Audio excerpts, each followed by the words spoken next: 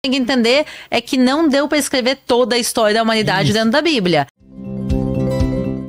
Tem muita coisa que está do lado de fora, tem textos apócrifos, tem Midrash, tem muita coisa que é externa, e muitos deles, sim, tem base histórica, tem base verdadeira, por isso, quer dizer, não são coisas que foram escritas nos últimos séculos, são coisas que vieram desde o passado, milenares.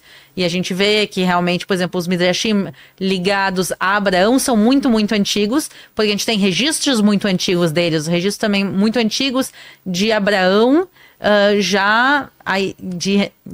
de relatos de Abraão que já chegaram na Península Arábica antes do nascimento de Maomé. Quer dizer, a gente tem registros muito antigos. Provas históricas. Sim, exatamente. Registros muito antigos que mostram realmente, provavelmente, a historicidade dessas passagens. Mas, por isso, para quem lê a Bíblia, muitas vezes, às vezes o pessoal não conhece os Midrashim. Por isso, eu acho que é importante contar para o pessoal que está em casa que Midrash se refere. Então, eu vou me referir, então.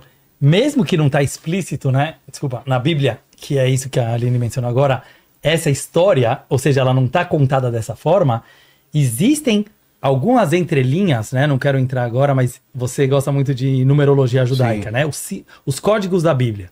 E, né, Aline, mesmo que é legal que tem, né, nossa diferença de pensamento, porque os códigos da Bíblia, na verdade, eles são fundamentais para entender o judeu. Então, até abrir meu coração aqui, porque eu acho que é legal para o povo brasileiro, que nos acolheu super bem. É importante falar isso aqui.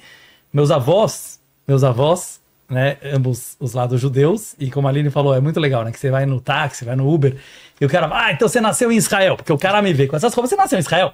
Fala, não, sou paulista igual a você. Impossível. O cara não consegue entender que eu sou um judeu milenar, né, porque eu tenho uma árvore genealógica de 4.000 anos. Entendi. Não tô me achando por isso, mas é um fato. Não sei se isso é bom ou ruim, mas é uma responsabilidade, entendeu? Que a gente tenha essa raiz, né? A gente tem essa linha. Aí o cara fala, mas como, você é judeu ou você é brasileiro? Eu falo, sou brasileiro, judeu, santista, Santos Futebol Clube, Meninos da Vila.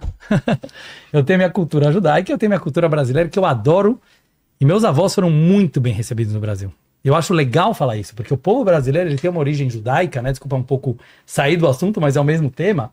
O povo brasileiro, né, de mais de 200 milhões de pessoas, grande parte, talvez a maioria, é descendente do povo judeu. Não quer dizer que todo mundo é judeu, certo? É Zera Israel, a gente fala. Só quero contar um pouco disso, a Aline pode explicar melhor.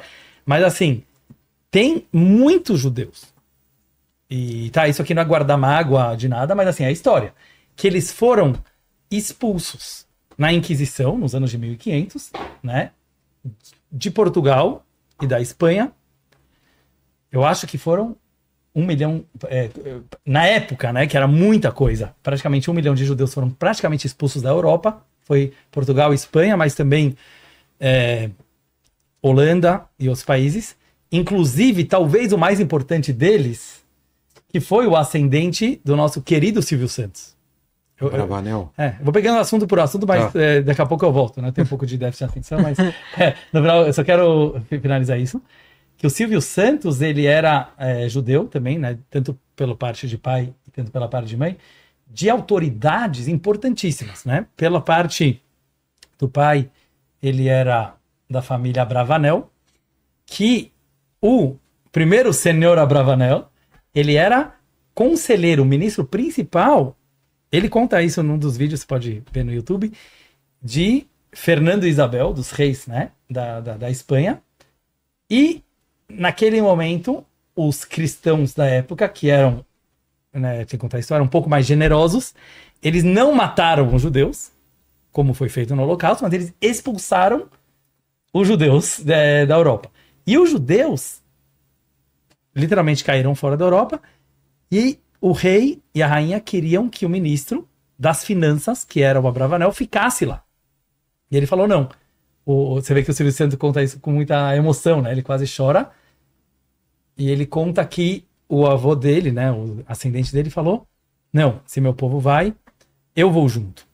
E nós estamos acostumados com esse episódio, Vilela, muitas vezes nesses 4.000 anos. Então, como a Aline falou, o milagre ele é muito maior pelo fato das perseguições. Eu quero chegar num ponto que eu Eu sei onde eu quero chegar. Quando você pensa nisso, né, que o judeu ele foi tão perseguido e ao mesmo tempo ele sobreviveu. E como que ele sobreviveu? Porque ele prezava a vida como um valor absoluto.